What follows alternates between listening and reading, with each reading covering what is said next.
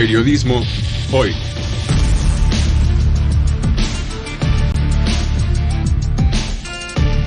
Avatares, riesgos y transformaciones del oficio de informar.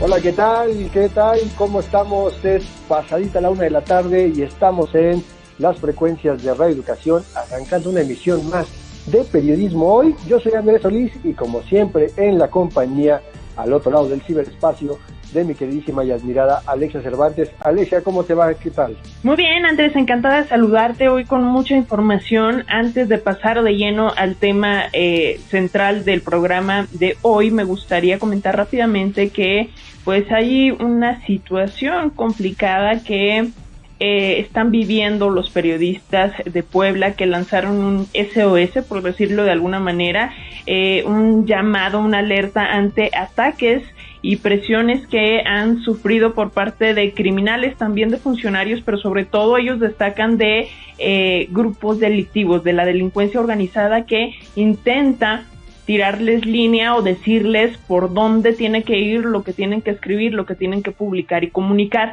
Y entonces en este pues intento han sufrido pues cerca de 15 ataques en solo 50 días, es lo que ellos han documentado, desde balaceras, intentos de secuestro, amenazas. Vaya, la situación muy complicada. Estamos hablando de la zona norte del estado de Puebla, ahí por Huauchinango, por donde está la presa Necaxa, que es una zona relativamente apartada de la capital del estado. Es más, creo que llegas más rápido desde la Ciudad de México a esa zona que desde la capital poblana, y tiene que ver mucho, Alexia, con el desinterés del propio estado de Puebla por brindar protección a sus periodistas. Déjame platicar, sí, rápidamente. Desde 2013 hemos hecho varios intentos para que haya una ley de protección y mecanismos de protección en Puebla que han sido ignorados deliberadamente por todos los gobiernos del estado desde 2013 a la fecha, ¿no? Entonces creo que sí es un tema muy delicado y no hay que quitarle el dedo ahí de este renglón importantísimo de nuestros colegas y nuestras colegas allá en el norte de Puebla. Y también, pues hay que hablar de otro tema fundamental que se volvió a visibilizar, Alexia, con el tema de las protestas del 8M, que es la vulnerabilidad que enfrentan las periodistas en la vida cotidiana, no solamente la diferencia salarial, sino también estos temas de acoso por parte de colegas periodistas, acoso por parte de fuentes de información, violencia física contra reporteras en las coberturas cotidianas y el acoso del que son objeto de manera constante. Y creo que hay que insistirlo, no esperar cada 8 de marzo para recordar que nuestras colegas periodistas como tú, Ale, enfrentan estas condiciones, ¿no? Y a propósito de ello, justamente, bueno, CIMAC, Comunicación e Información de la Mujer, esta agencia trabaja con estos temas, no solo en marzo, no solo el 8 de marzo, sino todo el año, todo el tiempo. Y ahora, esta semana van a realizar un foro en el que justamente van a hablar de el papel de las mujeres en los medios de comunicación, en la parte de representación, es decir, cómo son representadas las mujeres, pero también qué pasa con las mujeres que trabajan en los medios de comunicación, que salen a cuadro, que salen al aire, que escriben noticias, qué pasa y cómo vamos en ese sentido. Y todos los detalles del evento los podrán encontrar en @prensacimac en Twitter y en todas sus redes sociales, y también los vamos a estar compartiendo desde las páginas de Periodismo Hoy para que puedan estar al tanto. Es un tema que vamos a darle seguimiento en las próximas semanas.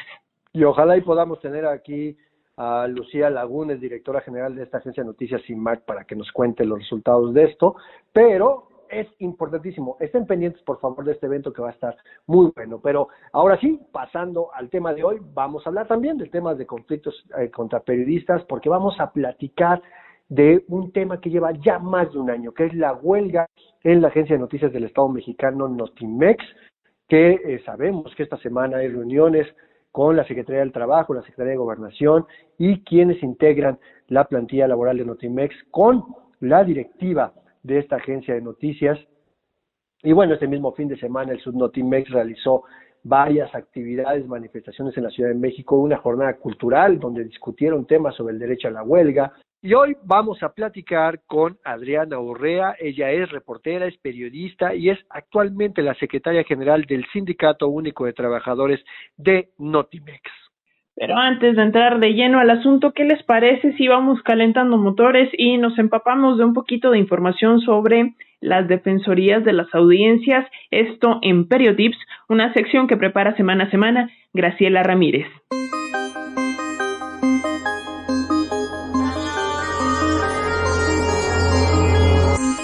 Periotips.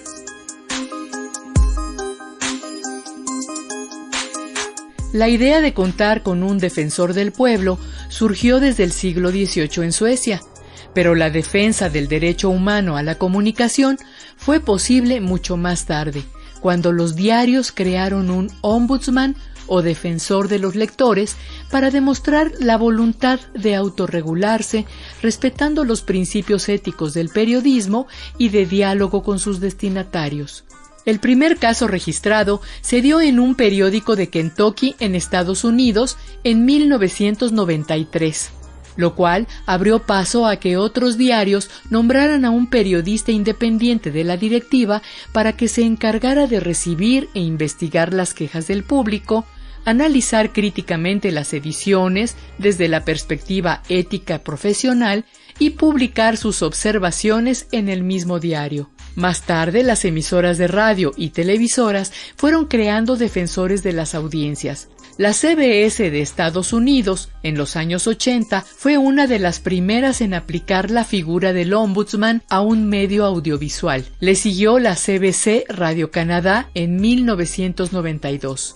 En América Latina, el rol de defensor en un periódico apareció por primera vez en 1989 en el diario Folha de São Paulo, en Brasil. En los medios electrónicos se han dado distintas iniciativas en países como Colombia, que es la pionera, en Ecuador, Uruguay, Brasil, Argentina y México, donde las defensorías básicamente reciben los reclamos y sugerencias del público. En algunos casos se rigen por la autorregulación y en otros existe una obligación de ley. Con el fin de consolidarse en la región, surgió en 2014 la Organización Interamericana de Defensoras y Defensores de las Audiencias, la OID, la cual tiene el objetivo de incidir en el desarrollo de la comunicación audiovisual desde la perspectiva de los derechos humanos. En México, la primera noticia de un defensor de los lectores la tenemos en el diario 1+1 en 1992. En medios electrónicos es hasta 2007 que se nombra la primera defensora del televidente en el canal 22 y en 2008 surge el primer defensor del radio escucha en Radio Educación. Ese mismo año se nombran defensores de la audiencia en el Canal 11 y en el Sistema de Medios de la Universidad de Guadalajara. En 2009 hace lo propio el Instituto Mexicano de la Radio, el IMER. En la radio privada surge el primer ombudsman de la audiencia hasta 2011 en MBS, específicamente para el espacio noticioso de Carmen Aristegui. Estas figuras, que surgen principalmente en los medios públicos, representan una especie de avanzada del derecho de las audiencias, el cual se estableció más tarde como resultado de la reforma constitucional en 2013 y de la Ley Federal de Telecomunicaciones y Radiodifusión del 2014. En esta ley se establece que el defensor de las audiencias debe recibir, documentar, procesar y dar seguimiento a las observaciones, quejas, sugerencias, peticiones o señalamientos en relación con los derechos de las audiencias. La consolidación de las defensorías de las audiencias ha enfrentado grandes obstáculos por los recursos legales en su contra que llevaron a una contrarreforma en 2017, donde quedó a discreción de los radiodifusores la protección de derechos. Fue la Asociación Mexicana de Defensores de las Audiencias la que interpuso un recurso legal, el cual se ganó hasta mayo de 2020, quedando el Instituto Federal de Telecomunicaciones con la instrucción de emitir los lineamientos de las audiencias, los cuales son necesarios para poder ejercerlos plenamente.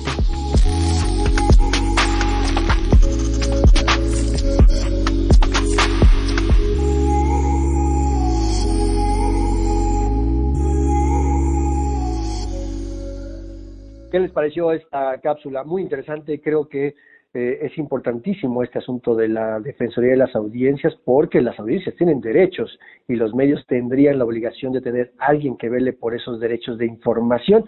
Así es que, pues recuerden que esta cápsula, que además lleva Graciela ya varias semanas hablándonos de temas de ética y de ontología, pues está disponible en el podcast, que lo van a poder encontrar, como siempre, todos los miércoles, a partir del miércoles, en la página www.e-medioradio.edu.mx, y lo pueden descargar también si tienen un teléfono inteligente de la marca de la manzanita en la plataforma de podcast de esta misma empresa. Y también decirles que pueden comunicarse a través de las redes sociales, que en Facebook nos encuentran como Periodismo Hoy, en Twitter como @hoyperiodismo, y allí recibimos y leemos todos sus mensajes, como el que nos envió Juan Ernesto Guerrero Mancera, que tiene que ver justamente con esto de los derechos de las audiencias, ¿no, Andrés?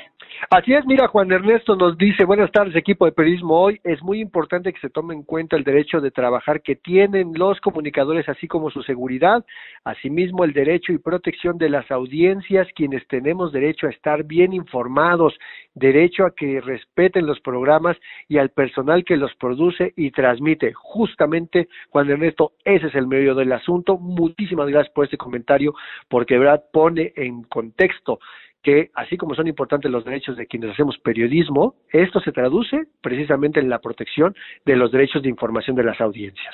Gracias de verdad, Juan Ernesto. Y bueno, respecto a las pistas de periodismo en persona del día de hoy, vámonos corriendo, porque hay que decir que se trata de un periodista que trabajó muchos años como conductor de noticias en la tele, en Televisa. No obstante, su carrera la inició en Novedades y trabajó también en Excelsior y en El Universal como cronista, como reportero y editor. Después de que salió de Televisa, se fue a Grupo Asir en radio, en el noticiario Panorama Informativo, donde hacía la columna impresa y radiofónica La Vida Va.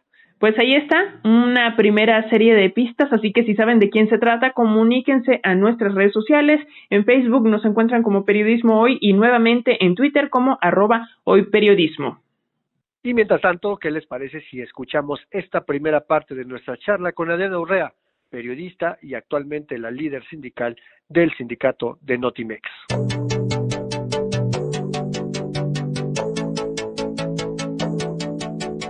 A más de un año de que estallara el conflicto laboral entre trabajadores, trabajadoras y la Agencia de Noticias del Estado Mexicano, hoy vamos a platicar al respecto con Adriana Urrea. Ella es periodista con más de 20 años de experiencia, con especialización en finanzas, economía y negocios. Ha trabajado en Notimex desde hace 17 años. Desde febrero de 2020 encabeza la huelga que estalló el Subnotimex, el Sindicato Único de Trabajadores de Notimex. Fue despedida de la agencia a finales de 2019, pero apenas el 2 de marzo las autoridades ordenaron su reinstalación y el respeto a sus derechos laborales. Y nos da mucho gusto tenerte aquí con las audiencias de Periodismo Hoy. Bienvenida, Adriana.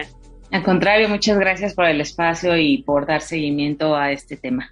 Déjame platicarte, Alexia Cervantes, que yo, Adriana, la conozco cuando apenas estaba queriéndose meter en este negocio del periodismo, cuando era estudiante en la UNAM, y me consta de su trayectoria como reportera. Obviamente, muchas gracias por acompañarnos aquí en este espacio. Pero platícanos un poquito de dónde viene este tema del conflicto del Sindicato de Trabajadores de Notimex, de la Agencia del Estado Mexicano, con la dirección general de la propia agencia. ¿Cómo es que se dio este tema?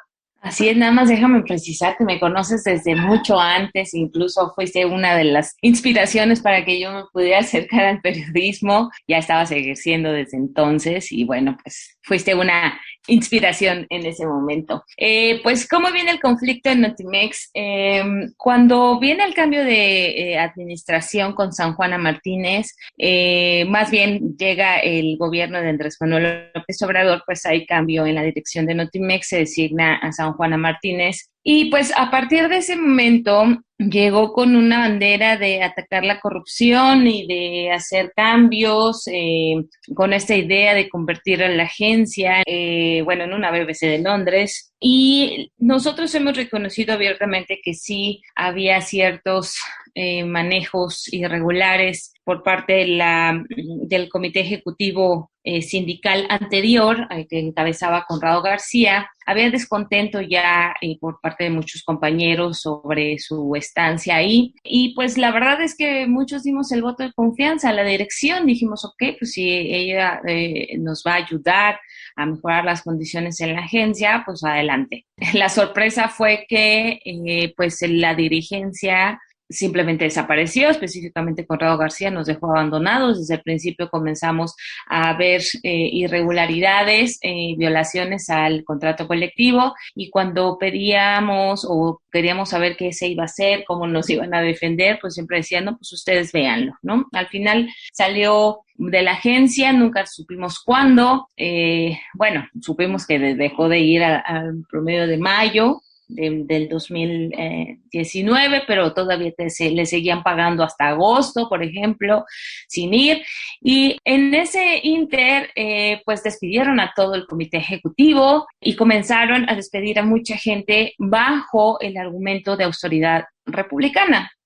Una de los compromisos que dio el presidente con la ley de austeridad republicana es que no se iba a afectar a la base trabajadora, y en ese caso pues se estaba cumpliendo todo lo contrario. Además, como decía, se dejaron de pagar prestaciones económicas, se dejaron de cumplir con cláusulas del contrato colectivo del trabajo, alrededor de 30, y entre ellas las prestaciones económicas, que también pues era una irregularidad porque la propia ley de austeridad republicana establece que se deben de cubrir los compromisos que hay en contratos colectivos, y en este caso pues tampoco se estaba cumpliendo. Lo más complicado en todo este entorno fue que había un tema de autoritarismo, de aquí se hace lo que dice la directora y si no te gusta pues te vas, ¿no? Esa era la cuestión.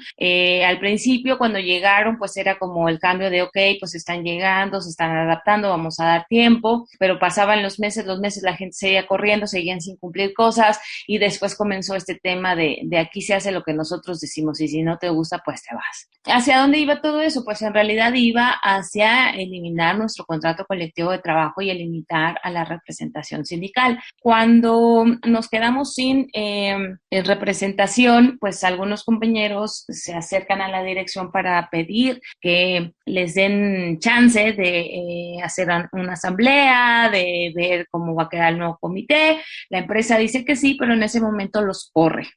A partir de ese momento, pues comienza una cacería sindical. La empresa crea un sindicato patronal abiertamente que lo promovían los directores, y con ese sindicato amenazaban a los trabajadores de que si no renunciaban al Subnotimex, que es al que yo represento y el que estalló la huelga, y se afiliaban a ese sindicato patronal, pues entonces iban a ser despedidos. Algunos de mis compañeros decidieron no afiliarse y fueron despedidos.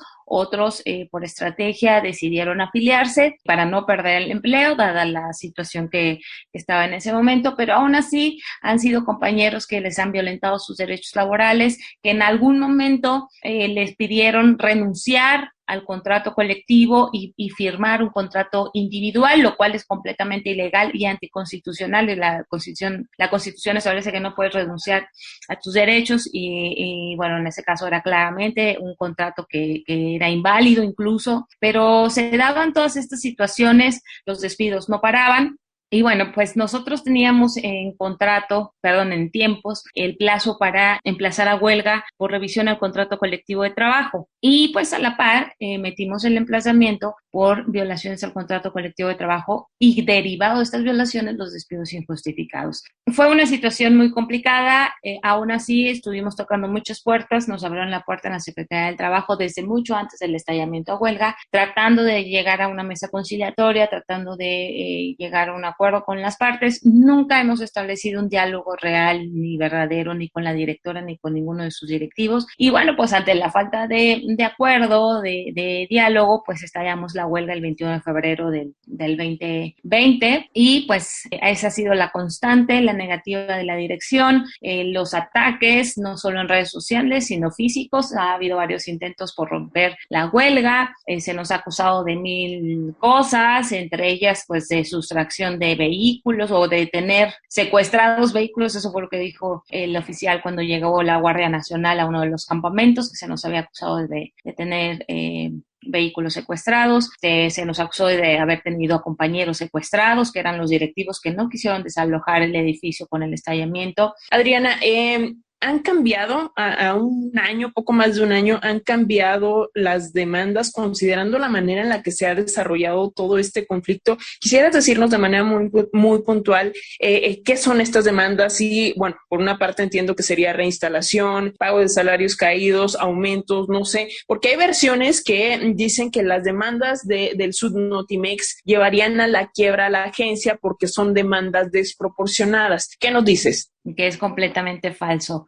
Como decía, una de las cuestiones más importantes de este tiempo han sido los ataques, la criminalización, las difamaciones que ha hecho la dirección en contra de todo el movimiento. De hecho, pues me acusan de corrupción y del desvío de recursos y peculado y no sé qué tantos delitos me han inventado, que ninguno ha sido comprobado y de hecho no tengo ninguna demanda por ello, pero no, pues nuestras demandas siguen siendo las mismas y efectivamente son las que tú mencionas. La primera, y que es súper importante para nosotros, es poder restablecer la relación entre empresa y sindicato, porque hoy está completamente fracturada, y derivado de eso, pues que se nos permite que haya un respeto real como trabajadores, porque hubo un maltrato psicológico, económico y de todo tipo para los trabajadores. Entonces, que haya un respeto a los trabajadores como personas, pero también como trabajadores, y por tanto que se respete su contrato colectivo de trabajo y la libertad sindical. Hay mucho de la operación de la agencia pues está en manos de los trabajadores y a través del sindicato. Entonces,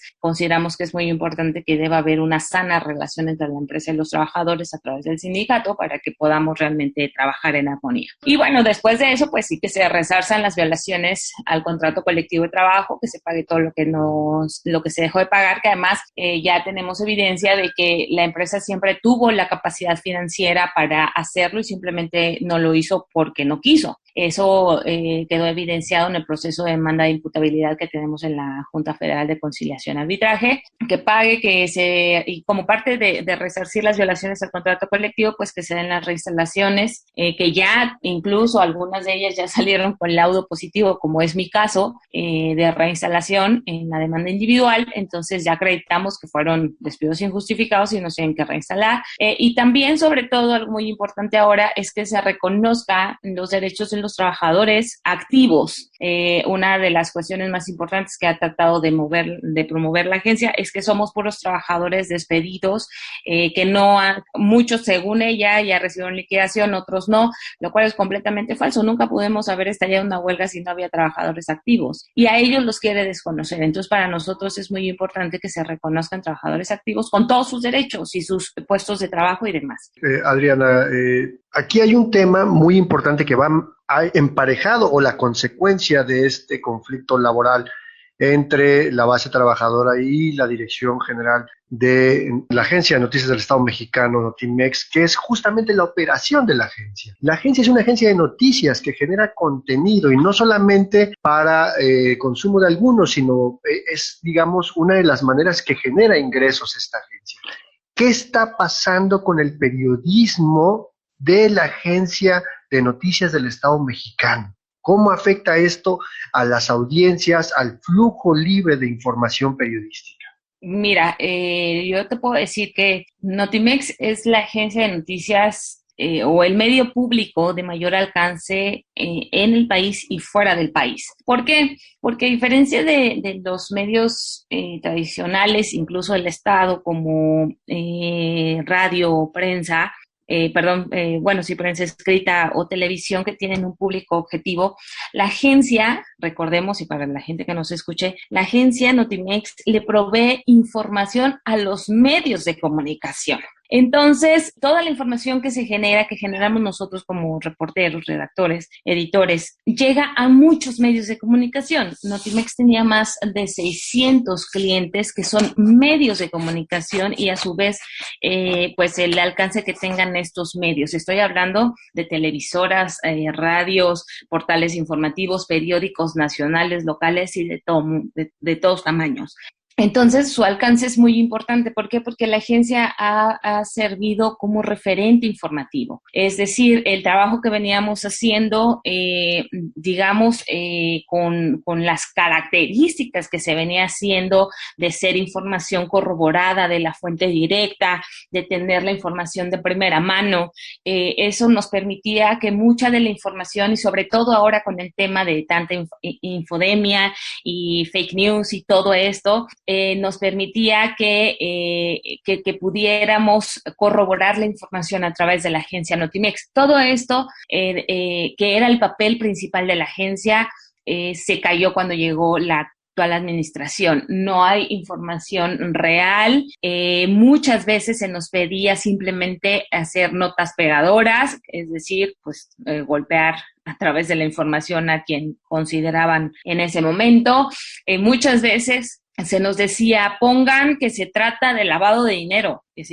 Pero no es lavado de dinero, no tenemos comprobado nada, y además es una empresa pública que cotiza en la bolsa. No importa, a mí me parece que así es. Eso te decían los jefes, y tú dices, no puedo hacer eso, no lo podemos manejar así, y al no hacerlo había repercusiones. Entonces, en realidad, lo que hoy se afecta, pues es, primero, y además que muchos medios que no tienen los recursos para contar con sus propios reporteros, pues se alimentaban de Notimex. Entonces estás dejando realmente a muchos medios sin información, ¿no? Sin el insumo básico, pero además estás dejando también a muchos medios sin esta información veraz, oportuna, confiable, que tratábamos de hacer en la agencia. Yo creo que ese es el principal impacto de lo que hoy está pasando en la agencia.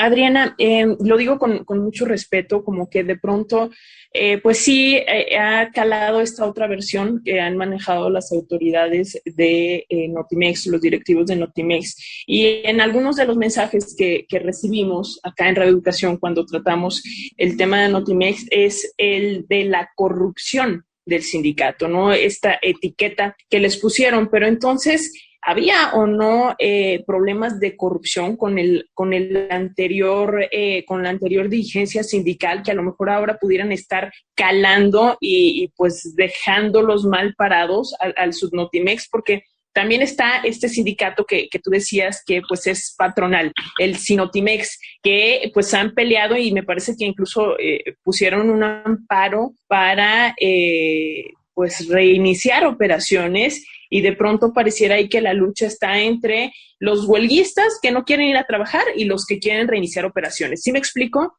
Claro. Sí, pues mira, la gran diferencia y por qué permea esta información es porque la dirección y el sindicato patronal tienen a su alcance todos los recursos de la agencia de noticias para difundir esa información, a diferencia de los trabajadores que tenemos nuestros recursos propios para hacerlo. El de la corrupción fue el discurso con el que llegó la directora San Juana Martínez a Notimex. Hasta el día de hoy no se le ha podido comprobar nada al anterior dirigente sindical. Incluso no hay, que nosotros sepamos, no hay ningún proceso abierto, aunque se ha dicho que hay denuncias y demás. Nosotros no sabemos de esto. Nosotros hemos dicho como sindicato que con lo que nosotros tenemos de evidencia podemos establecer demandas y las vamos a hacer contra el anterior secretario general. ¿Por qué? Porque se llevó todos los recursos que había de los trabajadores. Nosotros no tenemos ningún recurso ni ninguna cuenta bancaria de cuotas de trabajadores, pero además porque incumplió con su mandato de representación de los trabajadores y de defensa de los trabajadores. Entonces, hemos dicho que nosotros vamos a entablar recursos jurídicos correspondientes una vez que levantemos la huelga, porque nuestros recursos jurídicos son limitados y nuestra atención principal en este momento es la huelga y las demandas individuales de despido injustificado. Entonces, no podemos abrir otro frente, que además tenemos que estar atendiendo muchas de estas cuestiones que como bien dices, interpone la dirección. Solo son recursos dilatorios. Es falso. A mí se me ha acusado, como yo decía, de corrupción, peculado, lavado de dinero, no, desvío de recursos. Eso es completamente falso. No tengo nada que se me haya demostrado en ese sentido. Lo más que, y tan es así que me presentaron una demanda, una denuncia en la función pública por supuesto desvío de recursos de 2,400 pesos que correspondieron a unos viáticos de una gira del presidente Andrés Manuel López Obrador, que yo ya no pude comprobar porque me despidieron. No tienen pruebas. Evidentemente no soy una persona corrupta, sino no estaría dando la cara y representando y estando al frente de un movimiento. Se me dice que de peculado, o sea, no entiendo ni siquiera por qué lo mencionan, pero no hay nada de eso. Se ha tratado, la estrategia principal de la dirección es la criminalización. Ahora, respecto a los procesos o los temas jurídicos del sindicato patronal, no hay ningún amparo que vaya en contra de la huelga.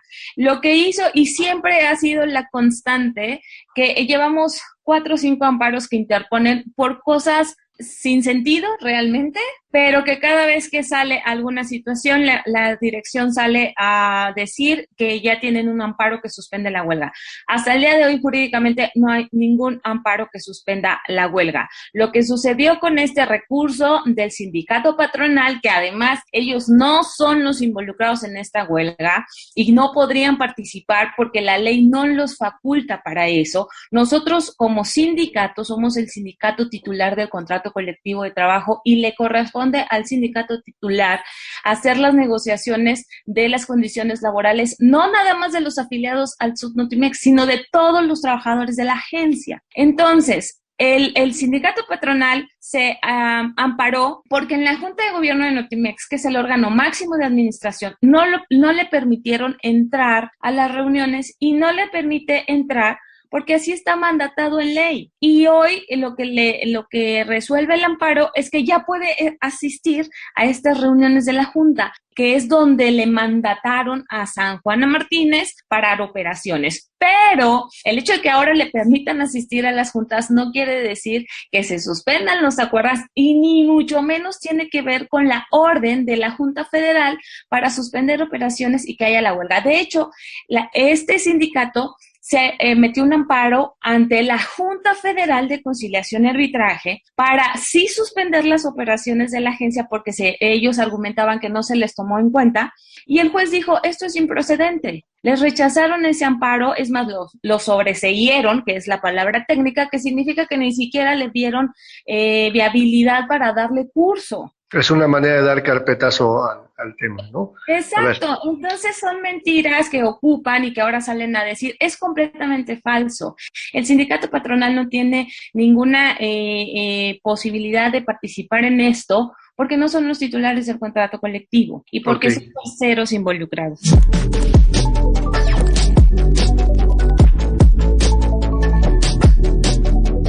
Ya saben que hacemos una pequeñita pausa para recordarles que estamos en las redes sociales esperando sus mensajes, sus comunicaciones, que en Facebook nos encuentran como Periodismo Hoy y en Twitter como @hoyperiodismo. Y bueno, también además de las sugerencias, de sus comentarios en torno al programa de hoy, también nos pueden enviar sus respuestas a la trivia, ¿no? Sí, por supuesto, pueden enviar comentarios, sugerencias, qué personaje quieren que incluyamos en Periodismo en Persona o qué tema quieren que abordemos en Periotips. Y bueno, pues vamos a dar más pistas de nuestra trivia en Periodismo en Persona. Vamos a platicar la historia de un periodista que fue conductor, y ahí viene la respuesta casi, ya saben que somos bien barcos. Fue conductor de Hoy Mismo en Televisa. También tiene un homónimo en el mundo del fútbol y otro más que se dedica al periodismo en Telemundo desde Los Ángeles, California. Pues ahí está, facilito, comuníquense con nosotros si saben de quién se trata y en tanto continuamos hablando sobre el caso Notimex.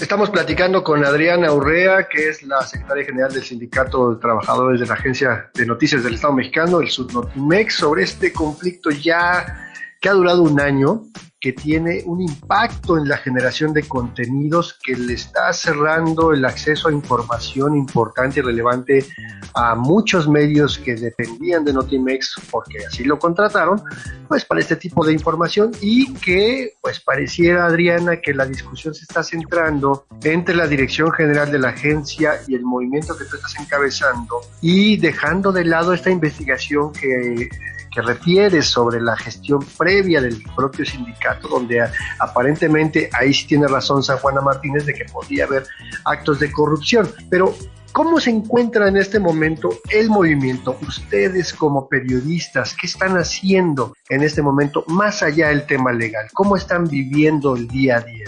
Pues mira, afortunadamente a este tiempo, este 21 de marzo cumplimos un año, un mes de huelga. Pues seguimos firmes, seguimos con la convicción de que estamos haciendo algo justo y defendiendo nuestros derechos. Hemos sumado compañeros que a lo largo de la huelga incluso fueron contratados por San Juana Martínez y que fueron víctimas también de la mala actuación, y que a lo largo de la huelga se han ido sumando. Entonces hay muchas veces que me preguntan, oye, ¿cuántos empezaron y cuántos quedan? Pues la buena noticia es que para nosotros, evidentemente, es que empezamos una cantidad y se han venido sumando más, y esto se sigue creciendo, porque desafortunadamente las malas prácticas no solo son para los trabajadores del Notimex, sino para los trabajadores del sindicato patronal y para los trabajadores que han sido obligados a laborar de forma irregular todo este tiempo. Entonces, muchos se nos han acercado, muchos nos han dicho, oye, ¿qué hacemos? Porque a muchos los están dejando también en la indefensión, simplemente les dejan de llamar, de tener relación, los dan de baja en el Seguro Social, completamente ilegal, y entonces no saben qué hacer, porque en una huelga no te pueden despedir, pero tampoco puedes demandar por despido injustificado. Entonces hay muchos vacíos que hoy se están cubriendo, y por eso es que muchos compañeros se han sumado con nosotros y estamos representando realmente a la base trabajadora de Notimex. ¿Cómo le hacemos? Pues la verdad es que ha sido el apoyo de muchas organizaciones sindicales, obreras, campesinas, de la organización civil, que nos dan apoyo económico, presencial, en especie, para poder llevar a cabo, pues subsistir en esta huelga, y en la parte individual, pues con el apoyo de nuestras familias, ¿no? De la pareja, de los papás, de los hermanos, que nos pueden dar. Ha habido algunos compañeros, los menos, que han podido encontrar un trabajo, porque además fue esa otra condición. La directora al principio se encargó de promover que nadie contratara a nadie de la agencia, entonces en algunos momentos a compañeros no se les ha dado trabajo por eso, pero bueno, otros hacen colaboraciones, han encontrado un trabajo en otras áreas como relaciones públicas. En fin, estamos tratando de ver la manera de conseguir ingresos. Hay muchas madres, y eso es algo súper importante. El 80% de las personas que estamos en esta huelga somos mujeres, muchas madres de familia que son cabeza de casa y que tienen que dividirse entre ir a la huelga, entre buscar ingresos, entre cuidar a los hijos, entre cuidar a la familia. Eso es un componente súper importante, ¿no? Una persona como San Juana, que se dice feminista, pues ha afectado principalmente a las mujeres. Corrió a una mujer embarazada, corrió a una mujer por haber llevado a su hija un día que cerraron las escuelas por contingencia ambiental, y eso es algo que también estamos peleando, estamos acusando violencia de género laboral, y bueno, pues encontrar los medios para poder seguir. Todos sabemos, algunos con más dificultad que otros, pero todos tenemos claro que pues no hay retorno en ese momento, ¿no? O sea, ya tenemos que seguir hasta donde sean hasta donde tope, pues, a las últimas consecuencias. Sabemos que vamos bien, vamos por buen camino, hemos acreditado todo lo que hemos denunciado, y eso es lo que nos da la razón. Jurídicamente hemos ganado todo, y hasta ahora pues esperamos tener una solución favorable al conflicto próximamente. Adriana, pues sabemos que fueron por allá a Palacio Nacional a plantarse a las afueras de Palacio Nacional a la hora de la conferencia matutina, y que de ahí pues derivó en la instrucción, por decirlo de alguna manera, de que Secretaría de Gobernación se reuniera con ustedes, con la directiva, me parece que también con el encargado de comunicación social de la presidencia. Pero ¿qué sigue? ¿El conflicto está cerca de resolverse? Sí, pues hemos llevado diferentes reuniones ya de alto nivel a partir de esta instrucción que comentas. Hoy tenemos la tercera. En las dos anteriores no se presentó la directora. En la primera solo la representación jurídica. La semana pasada no se presentó nadie de la empresa. Hoy retomamos esta mesa justo para ver si ya llegan, si sí se presentan y si se presentan con una solución. Y bueno, pues la idea de estas reuniones es llegar a un acuerdo a través de la conciliación, como lo ha mandatado el presidente. Sin embargo, por la vía jurídica también ya tenemos posibilidad de tener una solución al conflicto. Como decía, metimos un recurso de imputabilidad. ¿Esto qué significa? Que nosotros pedimos a la autoridad que ellos determinen quién es el responsable del conflicto laboral y a quién le corresponde resarcir los daños. Ya cumplimos con todas las audiencias derivadas de esta demanda de imputabilidad y nada más estaríamos con tiempo para que salga el fallo, la resolución que dada las audiencias y cómo se fueron desarrollando, confiamos que será positiva para los trabajadores. ¿Cuál es el gran tema de todo esto? Que ya sea por la vía conciliatoria o por la vía jurídica de la demanda, es que el punto es que la dirección no ha respetado nada, no respeta los acuerdos, no respeta los laudos, no respeta las resoluciones de la autoridad.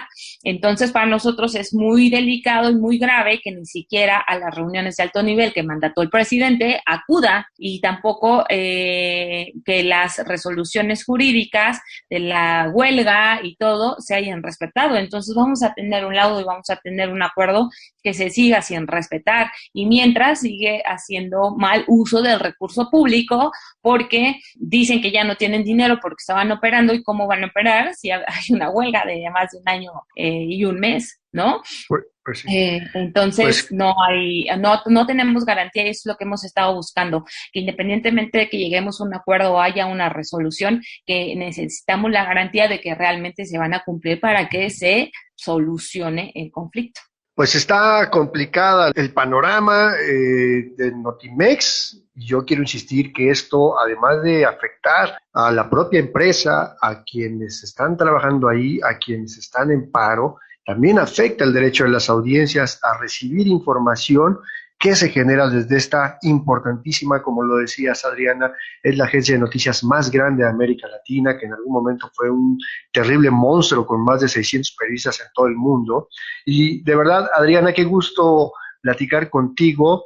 Lástima que tengamos que hablar de este tema en este momento, pero seguramente podremos hablar en otro espacio sobre este tema que también traes tú muy, muy bien desarrollado, que es el de las finanzas personales.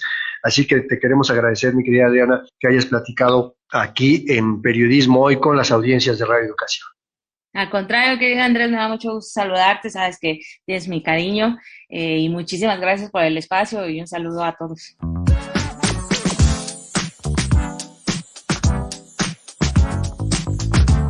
Bueno, pues recuerden que esta charla la pueden volver a escuchar en el podcast que estará disponible este mismo miércoles en www.elmedioradio.edu.mx, porque este es un tema que todavía va a dar mucho de qué hablar. Y bueno, pues recuerden que este espacio no toma partido, aquí hacemos periodismo profesional y así como hemos abierto los micrófonos a una parte de esta historia, pues estos micrófonos están disponibles para la dirigencia, la directiva de la Agencia de Noticias del Estado Mexicano, porque tienen el derecho a dar su postura, ¿o no, Ale? Así es, Andrés, los micrófonos de este programa están abiertos para quien quiera hacer uso del derecho de réplica, quien quiera participar, dar su parte. La directiva de Notimex, por supuesto, si es que lo desean hacer, pero déjame aclarar que justo terminando de grabar esta entrevista con Adriana Urrea, la secretaria del Sudnotimex, pues recibimos la información de que en esta tercera reunión que se tenía programada entre la Secretaría de Gobernación, la parte afectada, es decir, las y los trabajadores y la directiva de la Agencia de Noticias del Estado Mexicano, pues no se presentó justamente la directora San Juana Martínez, no asistió ninguna otra persona por parte de la directiva, así es que ahora la Junta de Gobierno de Notimex será quien tenga que tomar decisiones al respecto y llegar a un acuerdo con el sindicato, pero de esto vamos a estar muy pendientes en las siguientes emisiones de este programa. Y ahora sí, finalmente llegó la hora, el momento de ir con nuestra sección Periodismo en Persona, una sección que prepara justamente Andrés Solís y que está dedicada hoy a un personaje que para muchos cambió la manera de dar las noticias desde la televisión. Escuchemos de quién se trata.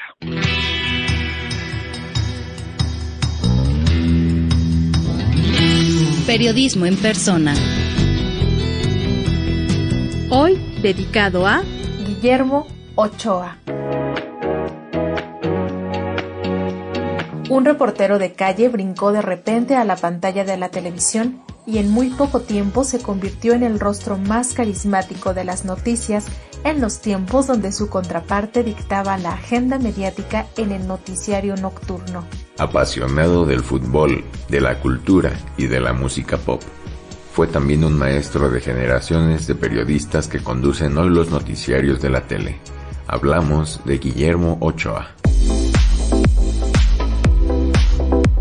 Guillermo Ochoa nació en la Ciudad de México, aunque desde muy pequeño su familia se fue a radicar a la ciudad de Toluca, Estado de México. Por eso siempre ha dicho que es más toluqueño que chilango. Y claro, apasionado de los Diablos Rojos del fútbol. Nacido en una familia clase mediera, le permitió tener acceso a la educación sin problemas y antes de cumplir la mayoría de edad, ya estaba decidido a dedicar su vida al periodismo. Su primer empleo en el periodismo fue en el periódico Novedades, donde cubría temas políticos y donde comenzó a practicar su género favorito, la crónica. De Novedades se mudó al diario Excelsior y por un breve espacio también fue colaborador de la revista Siempre, hasta que lo buscaron de El Universal, donde se convirtió rápidamente en uno de sus mejores reporteros y cronistas, del cual salió siendo director editorial de la edición matutina. La salida de Memo Ochoa del diario fue para dar el mayor brinco de su carrera profesional, cuando la mayor televisora del país, Televisa, lo buscó para que condujera el noticiario matutino. Dicen que querían un espacio de noticias menos cuadrado que las 24 horas de Jacobo Zabludovsky. Así nació una de las emisiones televisivas más influyentes de la historia de la televisión. Hoy mismo, el programa de revista que combinaba la emisión de noticias con los espectáculos. A lo largo de 18 años en la televisión, Guillermo Ochoa se convirtió en el rostro más carismático de las pantallas, con un rating inesperado que le daba enorme credibilidad al periodista y a su equipo de trabajo integrado inicialmente por Lourdes Guerrero, Antonio de Valdés y Félix Sordo, quien muriera durante el terremoto de 1985 que derribó parte de las instalaciones de Televisa. Memo Ochoa fue un artífice en las carreras de jóvenes talentos que en las décadas siguientes se convirtieron en los rostros destacados de Televisa, como Lourdes Mendoza, Leonardo Kurchenko, entre otros.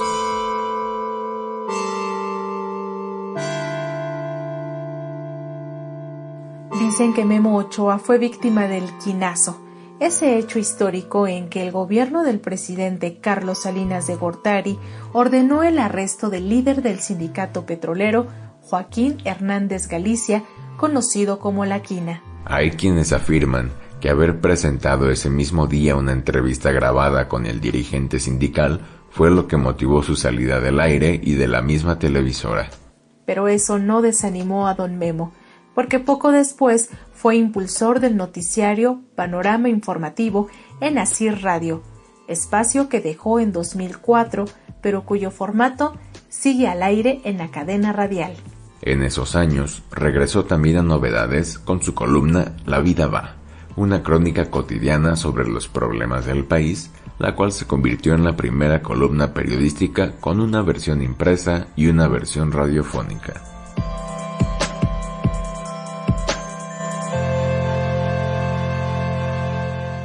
Parcialmente alejado del periodismo, Guillermo Ochoa se volvió noticia en agosto de 2020, cuando confirmó que era portador del coronavirus SARS-CoV-2 y logró superar la COVID-19. Con 50 años de trayectoria periodística, Memo Ochoa sigue siendo uno de los referentes del periodismo que supo descafeinar los noticiarios, incluyendo segmentos de cultura y espectáculos en cada emisión, un formato vigente, aunque menos eficiente.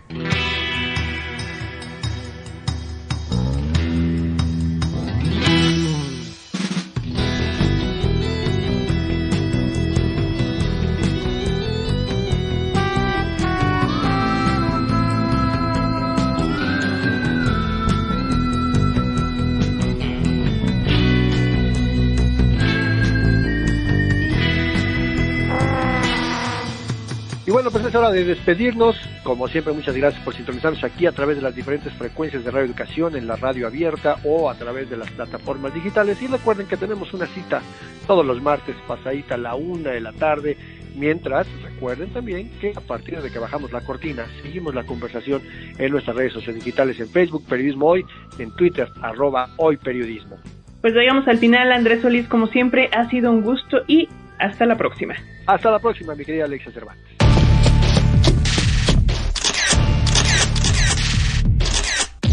Periodismo Hoy. Periodismo es publicar lo que alguien no quiere que se sepa. Todo lo demás son relaciones públicas.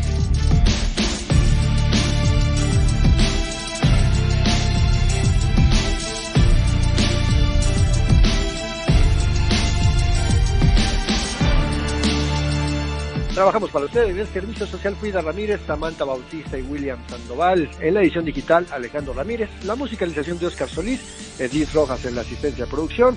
En la conducción, Alexia Cervantes y Andrés Solís. En una producción a cargo de Graciela Ramírez para Radio Educación.